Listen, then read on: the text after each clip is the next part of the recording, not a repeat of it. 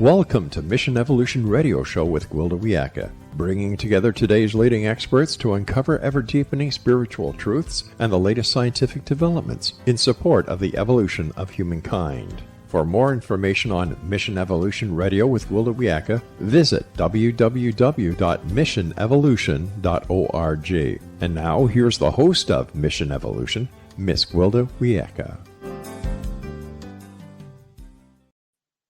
Welcome. I'm so glad you can join us. Whether you're new to the show or an old friend, if you're interested in finding the latest knowledge from today's leading experts to support your evolutionary process, Mission Evolution is the place to be. I'm your host, Gwilda Wiyaka. This hour will entertain a new understanding of God. As we embrace the evolutionary process, there comes numerous times when we must reevaluate old concepts from a new perspective to continue. While many of our understandings and relationships served well enough at a lower frequency, now we're being bombarded with ever deepening information about things we thought we had figured out. What is heretofore considered as indisputable truth is being revealed as partial truth or total misconception. Among the most challenging are our concepts of God, spirituality, and reality itself. With us this hour to examine these topics from a more expansive viewpoint is a gentleman we've had the pleasure of having on the show before, Tim Freke. Tim is an English philosopher and author of 35 books, translated into more than 15 languages, including a Sunday Times bestseller and Daily Telegraph Book of the Year. His work combines science, spirituality to offer visionary new understanding of life. He has been exploring spirituality since a spontaneous awakening at age 12 and leads retreats internationally and online. His website, timfreke.com. Tim, thanks so much for joining us on Mission Evolution. It's a real pleasure to speak with you again, Gwilda. Yes, it's just nice to get together again. We were just talking before the show opened up about how you're clear on the other side of the pond, and here I am in the center of Colorado. So, Yep. Magical times we live in. I'm in Glastonbury in the UK, which is a quirky little spiritual centre where I happen to live. So it's lovely to connect across to the other side of the planet. There we are, yes. And everybody we get to reach in between. Yep. It's lovely to have a worldwide audience. I think it just brings people together in a way that nothing else can. Absolutely. So it's magical times. Tim, it tickled my interest, your spiritual awakening at age 12. Would you tell us a little bit about that? Yeah, I grew up just down the road from here in a little town in the West Country of England. I always found life very mysterious, Gwilda. Even as a kid, it always felt like this is a big question, and I wanted to understand it and to know what it is. And just one day I was sitting on the top of this hill which overlooks the little town where I would go a lot when I was walking my dog, and I'd sit there and think about these things, and something happened. And I found myself in a completely altered state. I would say now, I didn't have a clue what was happening at the time. A deep sense of communion with the world around me, heightened sensual perception. And the biggest thing was that I remember as a boy was this incredible love. And I'd grown up going to church on my own, actually. My mother used to take me, and then I would just be on my own up until I'd kind of stopped probably by that age, just about. But that was the context I had. And so I'd been told God is love. And then it was like, all right, this is it then. Here it is. There's a love which permeates the universe. And one way or another, I've been working on what the hell was that experience? How can I find it and go deeper? And how can I share it with others? And then as a philosopher, how can that experience and what it shows exist in a universe which is also where physics is also true, for instance? Like, how can that all be true? Because it is. So how is that the case? How does that work? Yeah, how does all that sit together? You speak of combining science and spirituality, okay? Yeah. Like physics and spirit. What's the advantages? What do you see the advantages of us doing that increasingly? Well, I think first and foremost, it's kind of a little bit selfish, Gwilda. I want to understand what this is we're in. And if it has both of those qualities to it, which it seems to do, and what science generally has uncovered is so extraordinary and has allowed us to do this, to connect from across the planet like we started off, and needs to be taken very seriously. On the other hand, I spent my life exploring altered states of consciousness, and all these books have been on the spiritual traditions of the world. And then recently, last 20 years, the question's been for me, okay, so all those people that I was interested in, Bodhidharma or Rumi or Paul or whoever they are, the reason I'm interested in them is they managed to reinvent the traditions for their own time, which is why they're significant. And I began to feel like I don't need to write about what they did. I need to do what they did. Yes. And that is to find, how do we understand these human experiences today? And any form of spirituality, it feels like, needs to also be able to embrace science, but on its own terms. Personally, I think there's a lot of bringing together of science and spirituality, but it's not really on scientific terms. And so it's a little bit doesn't work for me. I'm looking for something which is a different approach to the ones that I'm finding out there, which no longer work. And that's pushed me to try and formulate another possibility. What's happening on the planet, Tim, that the old ways no longer work? And we're seeing that. We're seeing science and spirituality on a collision course, really. What's going on that's creating this situation? Well, we're evolving. And it's always the case. There's never, I don't think you could go back through human history and not find it's the case. It's always the case. Because that's the process we're in. We're in the process of old things breaking down and new things arising. That's what reality is. The difference is that for most of the 14 billion years of evolution that has got us from hydrogen to you and me having a conversation, that process has been very slow.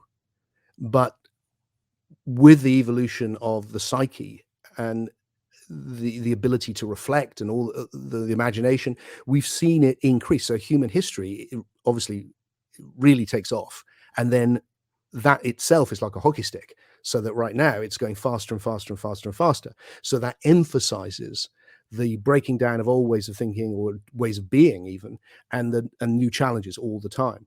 And it's reflected in things like the internet, where it's like where everyone's got a voice now, everyone's connected, so it's increasing it. And my own feeling with it is that the spirituality has the truths within spirituality, which need to be re-envisaged, have a hugely important role to play. And I'm not sure that spirituality is up to playing that role. I don't feel it's kept up with what's happened in science. I mean, if you go back, you can see, if you go back to something like the Hermetic tradition, which I've written on, you can see that arriving in the Renaissance, a reinvigoration of the Gnostic and Hermetic wisdom, and then it's splitting, alchemy and chemistry. You can just see it split into two, one which will become science and one which will carry on as esoterica. And the scientific version, which is fundamentally studying the more foundational levels of evolution, the ones that came first, physics, for instance, and then biology, which is going to lead to the psyche. Psyche, it's a Greek word, it just means soul. Soul is a Germanic version of the same word. So the evolution has gone physics, biology, soul. Now, spirituality is about the highest level of evolution, the one we're really concerned with, the evolution of the soul. But that hasn't kept up. It is still repeating the old stuff. Whereas what's made science jump forward at an incredible rate is its ability to self-reflect, to question, to doubt even things like you said in your intro, which seemed foundational. It's been able to go down in, if you look at Einstein, to question the very nature of time or space, you suddenly take a big jump forward. And spirituality needs to do the same thing if it's going to play its role. That's one of the things. Some of my background is shamanic, and that's one of the things all of my teachers told me, is that the key to finding truth is being able to question. Yeah. And yet let's separate religion and spirituality for a minute. Our religions, as they became dogmatic and controlling, to question became a sin. You have to check your brain at the door of the church before you go in. As we're evolving as individuals, it's like it don't add up. So then where do we go? Well, then there's a lot of ungrounded woo-woo spirituality out there that doesn't really meet either. we're about out of time in this segment, but how are we going to get back to base roots of using that curiosity, using that questioning to access spirit? Well, by doing exactly what you said, by questioning in a rational, constructive way. Rational just simply meaning with good reason. And the more we engage with some deep questioning and some creative answering, the more we'll do it. And I think it's perfectly possible we can do this. I think that our continuance depends on us doing it, doesn't it? It might.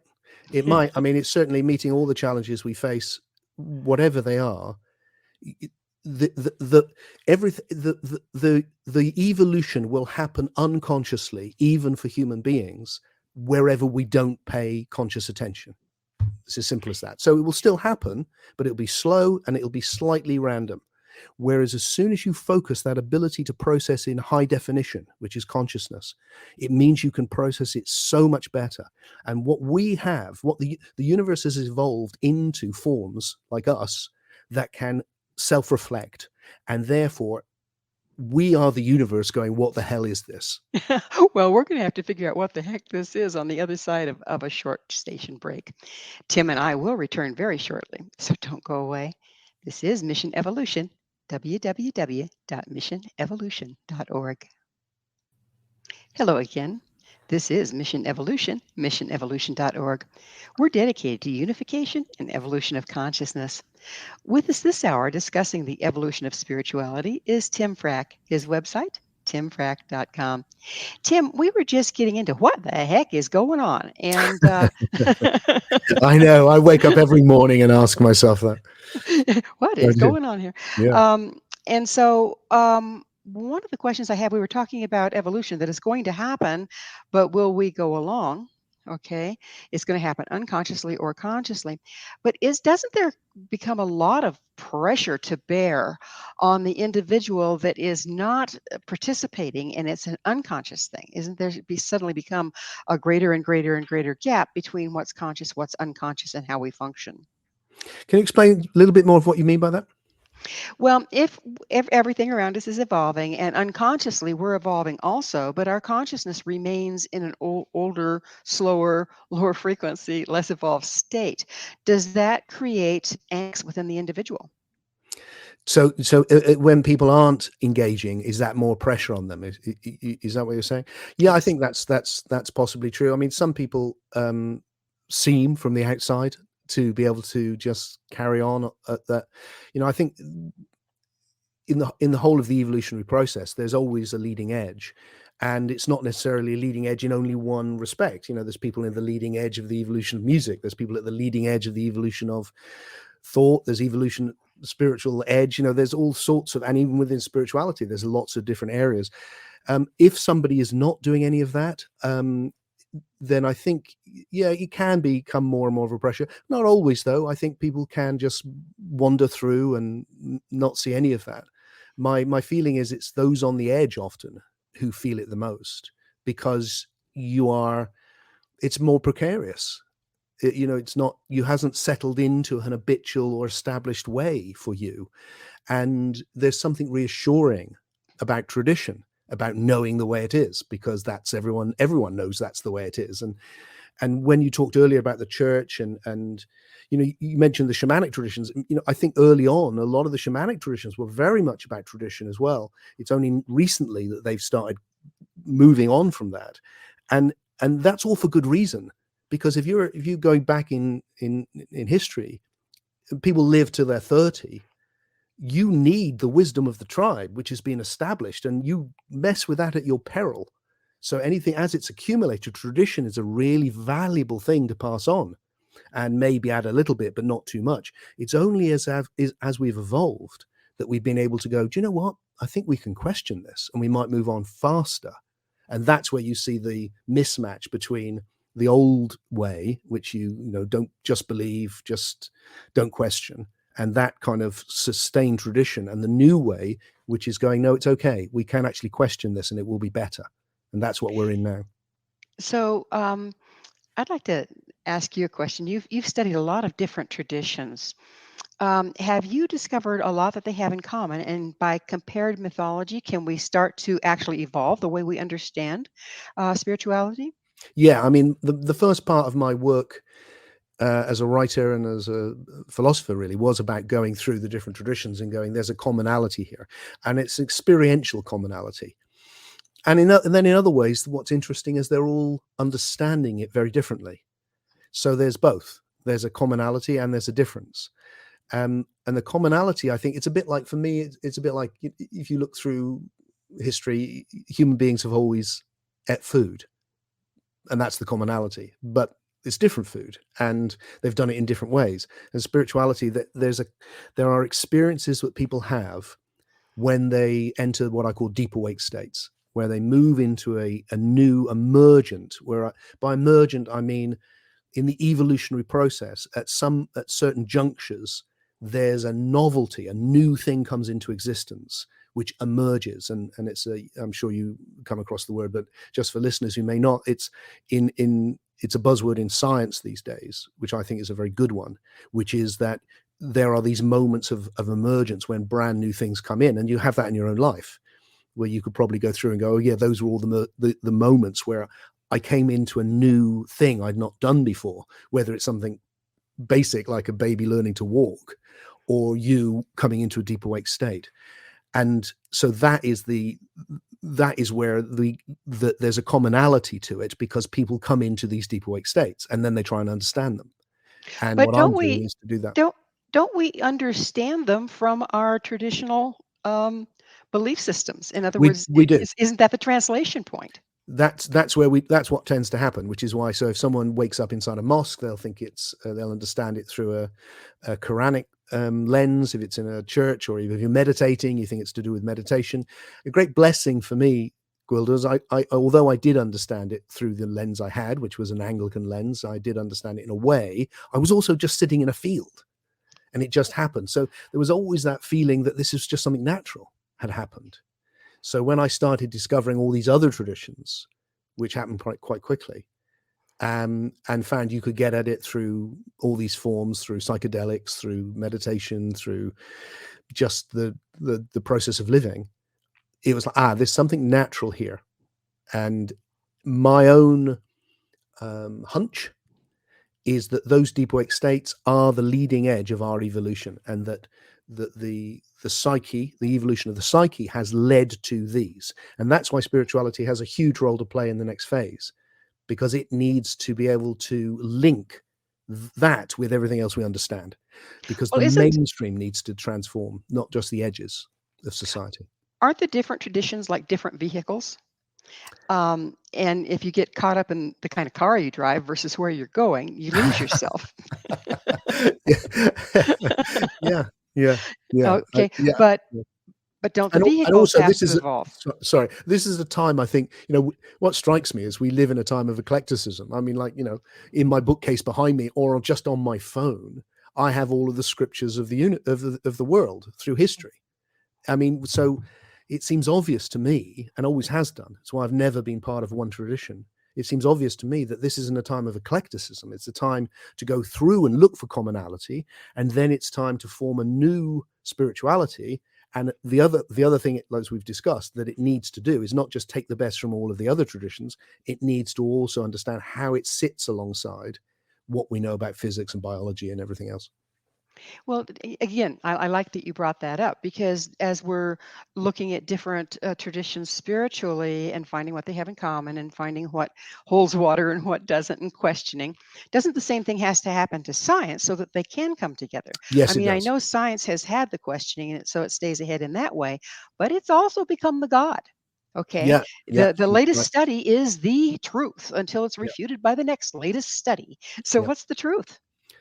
I think the big problem with science for me is actually not, it's the philosophy which is associated with science in people's minds very often, and it's a very poor philosophy.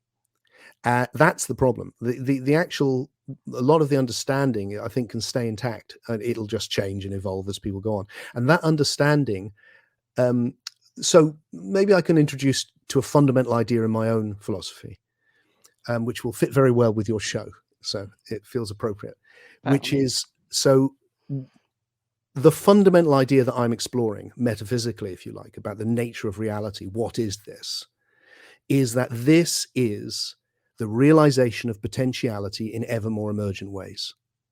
So it's an evolutionary process. We've understood that now. That's 100 years ago, we learned that for the first time. Oh, the universe isn't a thing, it's a process, and it's an evolutionary process.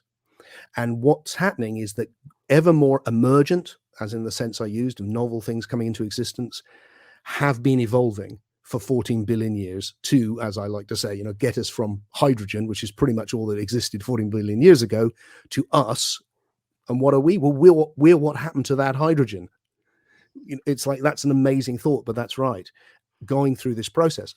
So but the fundamental idea, I want to really push that idea and say, what if everything that has any form at all, any qualities at all, has evolved, is part of one process?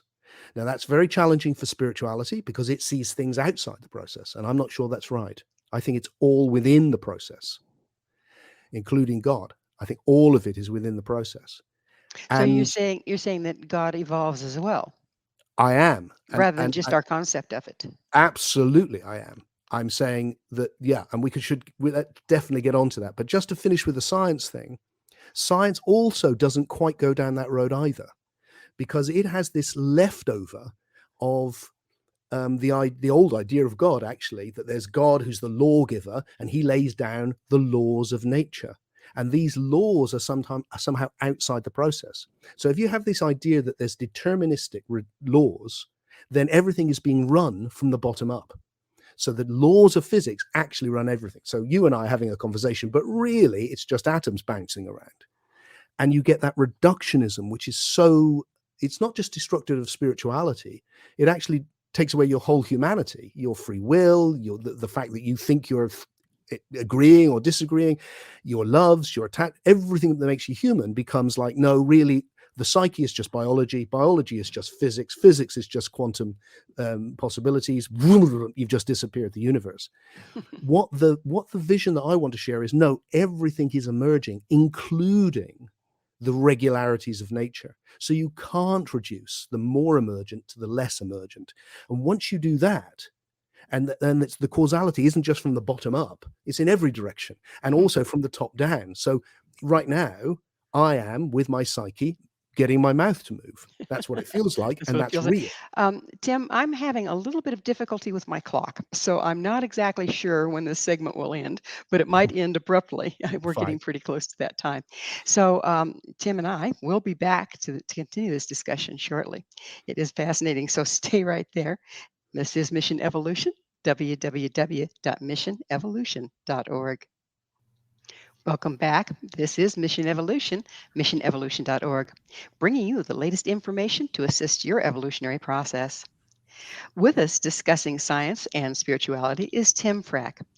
His website, timfrake.com. Tim, it was fascinating where you were going with this. You were talking about how if you just follow science, all of a sudden we disappear because everything is invalidated in a lot of respects that makes us who and what we are.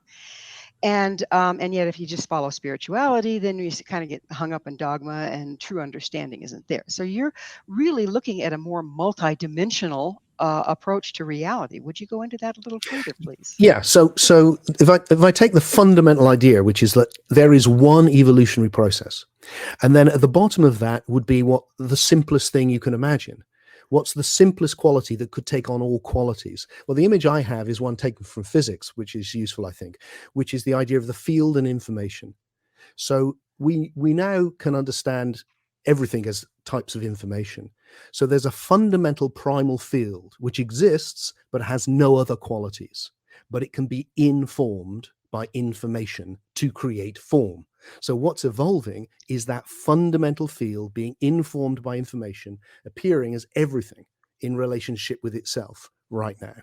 Okay, and that process, so let me back you up just a little bit, so I'm with you here. yeah. So that field of information, spiritually, is that what some people call the Akashic records? And is it a frequency bandwidth there, or what's going on exactly? Well, when we use metaphors like frequency, really we're thinking about vibration, and vibration is a type of information. So, Hmm. I can see why that's a common, that it's starting with the most basic type of information, which is a bit, a one and a zero, but that's also a wave. There's also a one and a zero. So that's on, it's like so what I'm saying is there's a fundamental field, I call it the field of being, which exists and has the potential to become anything. And it's become this. And it's going to start in the simplest way you can think of. And it's becoming ever more emergent. And that means it's building on what it's already done. Now, the Akashic field, I think, is linked to that. It's another big question. It's the idea that, for me, the way I would put it is that the past doesn't pass, it accumulates. That there is more and more past, and everything that has come into form and been informed is actually implicitly present. Like, the first time we met is implicit in this moment. Us learning to speak is implicit in this moment. The development of the technology is implicit in this moment. The whole of 14 billion years of evolution is implicit in this moment. And that building up of the past is, I think, what was people mean by the Akasha, or the memory of the universe, which isn't passive. It's actually the habits, the algorithms which run everything. So the laws aren't these divinely articulated things that run everything from the bottom up. The universe is learning. There's a fantastic paper came out while I was working on this by 12 physicists from the States and Canada, one of whom was Lee Smolin, who I very much like, who called the autodidactic universe. And this is where physicists are beginning to explore this idea now, which is the self-learning universe, that the universe has learned how to be matter. It has learned how to be biology. It's learned how to be you and me. And the what I would call the infoverse, or the Akasha, is what is running that. And then the question becomes, okay, so it's learned how to do all these things, and then finally this really emergent level, which is the psyche or soul, where we're experiencing a transmaterial level of reality, which isn't in space. Have a look, it's not made of matter. It's a whole new level which has emerged, where you and I are having this conversation, and that's astonishing. So again, let me try to back this up and understand it a little better. Um, we have come to a place where things are, like you said, evolving and into something totally different. Mhm. That doesn't invalidate what we've had before, Not but at all. redefines it to a certain extent. Are we moving to a place, or are we already in the place where we actually can influence that development Oh, by we're our will? definitely every day we're doing it now.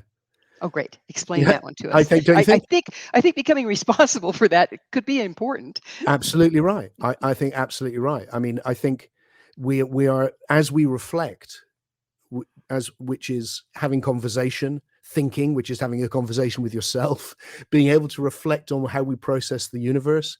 We are evolving ourselves, and able to do whatever we focus on, hopefully better, including going into these deep awake states.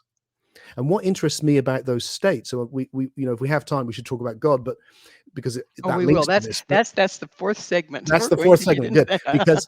because I have this term which I find useful of a univigil, which is an individual conscious of unity with the universe.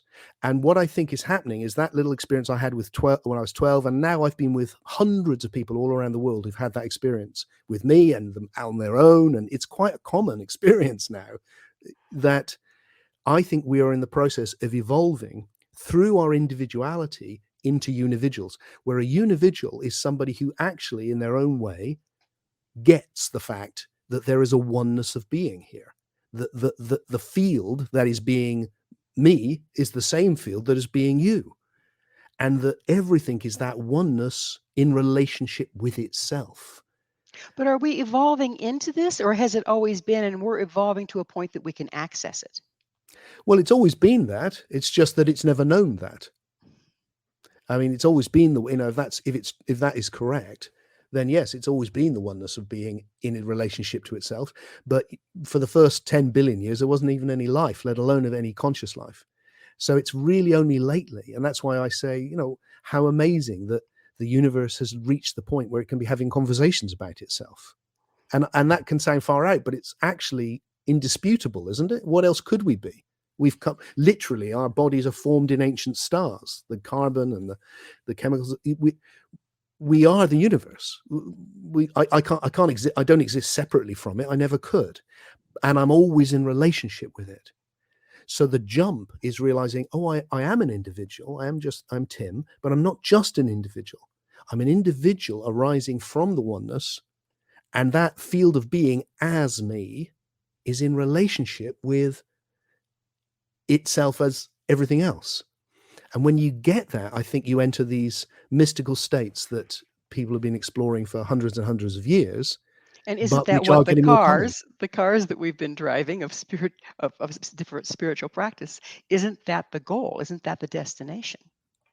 I think it's one of the ways of describing it. Yes, I do. And I think it's, I don't know that there's a final destination, but I think it's the one right now, which is that as we come into when we get this, we start functioning it's an emergent state of the soul, and it. It feels more real. You turn up the volume on your feeling of connection. It's like, how do you feel when you really feel connected with somebody? Well, that's love. And then suddenly you're connected with everything and everyone. Well, that's that big love that I hit for the first time when I was a kid. Suddenly this like, wow, because you're responding to connection with everything and everyone. So all of these things have That's turned up. interesting. As you're saying that, Tim, it comes to mind again that science is a very mental. Okay, we figure things out. You use logic, et cetera, and process. Where the love that you connected with, that's an issue of the heart. That's heart intelligence there. Um, and so it seems like what you're talking about ultimately, if we don't boil it back down, is suddenly merging within ourselves the heart intelligence with the brain intelligence so that we can access these places, but bring it back down to practicality. Is that anywhere close? I agree with you. I agree with you in the spirit of what you're saying, but I'm not convinced anymore that the idea of head and heart is a very useful idea, because it really, we process the universe, that's it, and then we respond, and our emotions are very much how we respond. They're what the first thing we get, fear, love, anger, and then more sophisticated ones as we evolve. But I don't think we process with our emotions. I think people get confused about that. I think we respond with our emotions. We process with our ideational network, and we're doing that on a very primitive level. I mean, even to just throw a ball and catch it requires the most incredible amount of ideation to get the velocity of the movement, to see it as a whole understanding of time, memory. So we're doing that the whole time. It's just we're not doing it consciously because it's so foundational in us. Well, if we had to do it consciously, our consciousness would be pretty burnt up most of the time, wouldn't it? Exactly right. Because what consciousness is, I think, is the ability to process in high definition, if you like, that wherever you focus, you process it in. Like, I'm focused on you right now and on our conversation. I'm really not very aware of my feet. I am now because I put attention on them, but I wasn't before. It's like wherever I put attention, I process that really in high definition, and the rest I kind of process it in low definition, and a good thing too. And it's that ability to focus, and that's what gives us a self-reflection. When we focus that attention on our own processing, that's when we can grow. And then when we focus it on these higher levels, like focusing it on the oneness of being, you can learn to do that, and then suddenly, you experience these what would call traditionally mystical or states of awakening, but they're natural states of realizing the oneness of the universe. It's just amazing how deep this can go. And on the other side of a station break, we're going to get into reevaluating God. So, are you with me there? Sounds fantastic. Let's do it. All right, we can do this. Please stay with us. Tim and I will continue to explore where science and spirit meet. This is Mission Evolution, www.missionevolution.org. Hi there. This is Mission Evolution, www.missionevolution.org, your source of information and support while navigating our rapidly evolving world. This hour, our expert guest is Tim Freke. His website, timfrake.com. Tim, as promised, let's get into God. You made a pretty strong statement that I've read in various places in your work, and that's basically we need to reevaluate our concept of God. And that's a strong statement. What do you mean by that? Well, it is a strong statement. Of course, we've always been doing that. You've only got to look at the difference between the God of the Old Testament and the God of the New, and you can see that human beings have been reevaluating what they mean by God consistently through the whole of history. And I just think we need to do it again. And the reason I think that is well, if we take this hypothesis that I'm following, and let's just play it out. So the elegance of it for me is it goes, everything is part of one process. Everything that has a quality has evolved from the simplest to the more emergent. Well, hang on.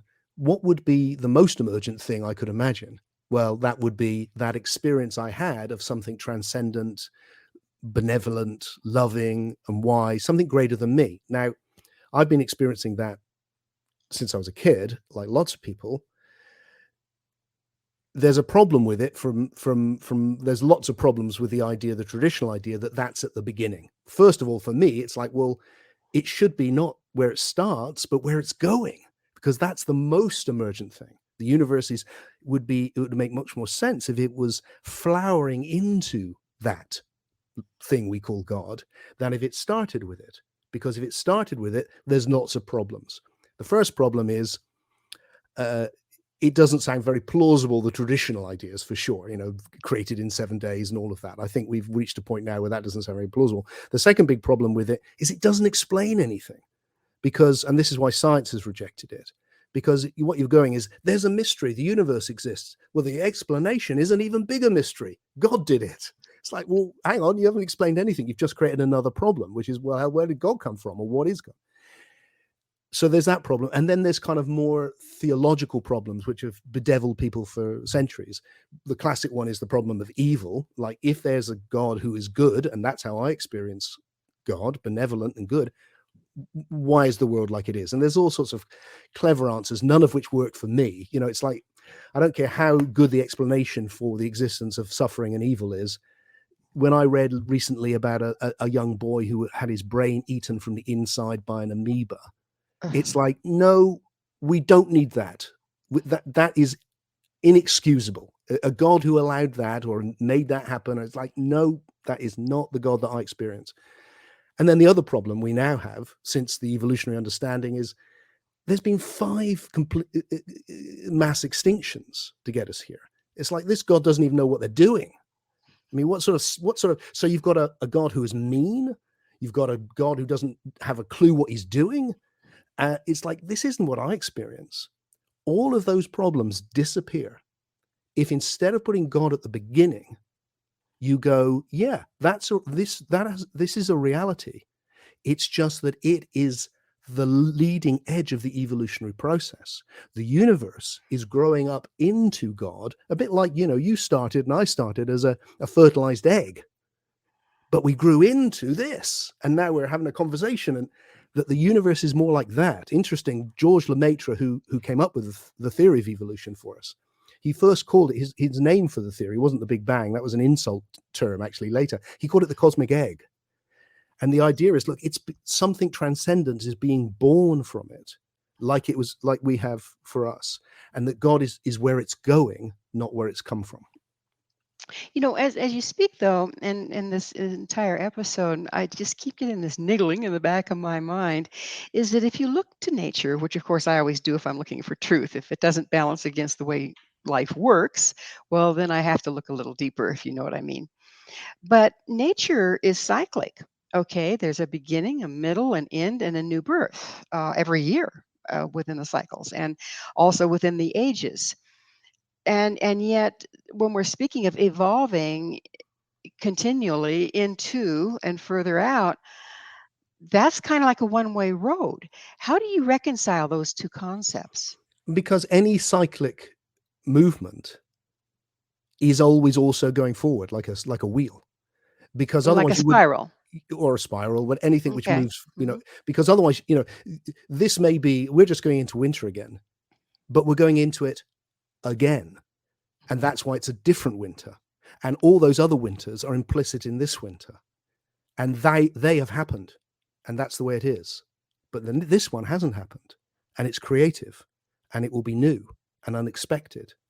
And that's the way that everything works. So everything is repetitive or cyclic in that everything plays out patterns. Here's my phone, it's going to fall. Here's my phone, it's going to fall. And the further you go down into the basics of the universe, the more repetitive it becomes. When you reach the level of the psyche, it is repetitive, but not so much. Like, I don't know what you'll say next. Or you don't, I'm going to say fish banana, but you probably didn't guess that. And it's much more creative because it's less habitual. It's still habitual, but less habitual. So what I'm suggesting is that all of that is what's coming, all of that is forming, being informed, and that what that's leading to, that when people come into this unividual state of oneness with the universe, they start to form something greater than themselves. So at a certain point in history, astonishing as it, biological history, as it is, somehow individual cells got it together to form something as complex as a human being, a multi-trillion cells. That's incredible, but they've done it. And then you suddenly have a human being. In the same way that this is a community of cells, my guess or hypothesis, the thing I'm following, is maybe God is a community of souls. It's a communion of cells, if you like, and a communion of souls. And so when we come into that state of oneness, we're actually beginning to form something greater than ourselves, which is what we experience in that state of oneness, and what I stumbled into age 12, and what I've been trying to find again and lead other people into pretty much ever since. Does that cascade backwards? So we enter into this state of oneness, we enter into this unividual state, but does that also then cascade backwards, that influence, into our history? I don't think so. I think time is fixed because the past is what it is. That's its nature. That's what differentiates it. Now we can re-understand it, and we can all the time, and we can understand things which we didn't understand at all, so that we are bringing new possibilities into existence in retrospect that we couldn't see before. I mean, a bit like the stars that I look at night, I can look at them and go, they're beautiful and sparkling. But of course, when they a lot of them aren't even there anymore. And when they were there were no eyes. So they weren't sparkling and they weren't beautiful.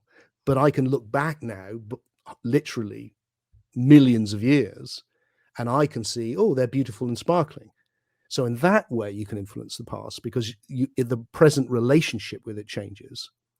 But the fundamental things that have happened to bring everything into form look to me like, no, the past is formed, and then the form and the future is formless. It's unformed, and the moment is the forming.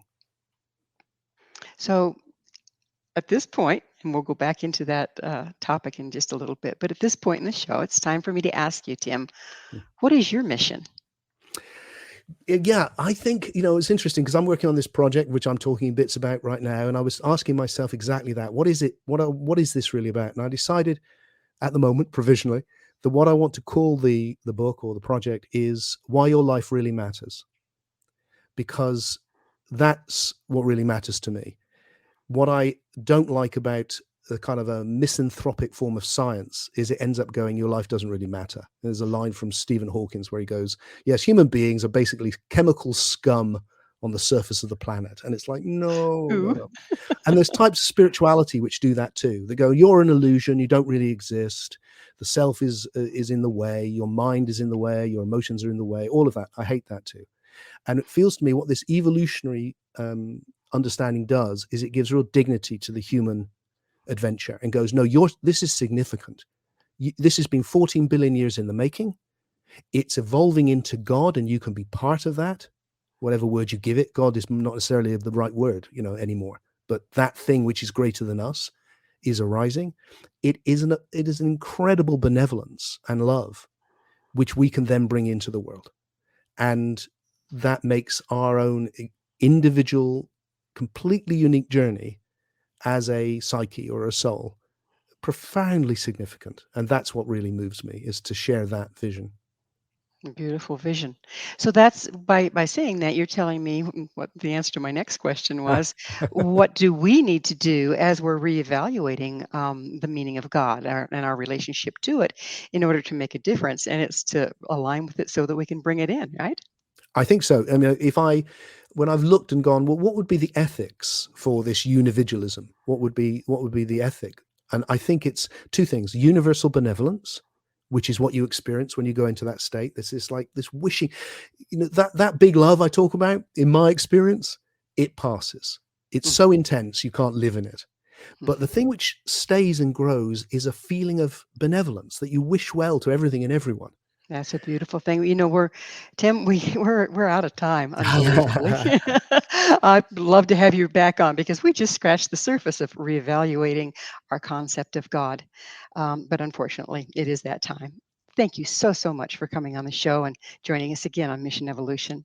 It's a real pleasure. It was a pleasure having you. Our guest this hour has been Tim Freke, an English philosopher and author of 35 books. His work combines science and spirituality to offer a visionary new understanding of life. His website, timfrake.com. This has been Mission Evolution with Gwilda Wiyaka. For more information or to enjoy past archived episodes, visit www.missionevolution.org. Please be sure to join us right here next time as this mission continues, bringing information, resources, and support to our rapidly evolving world.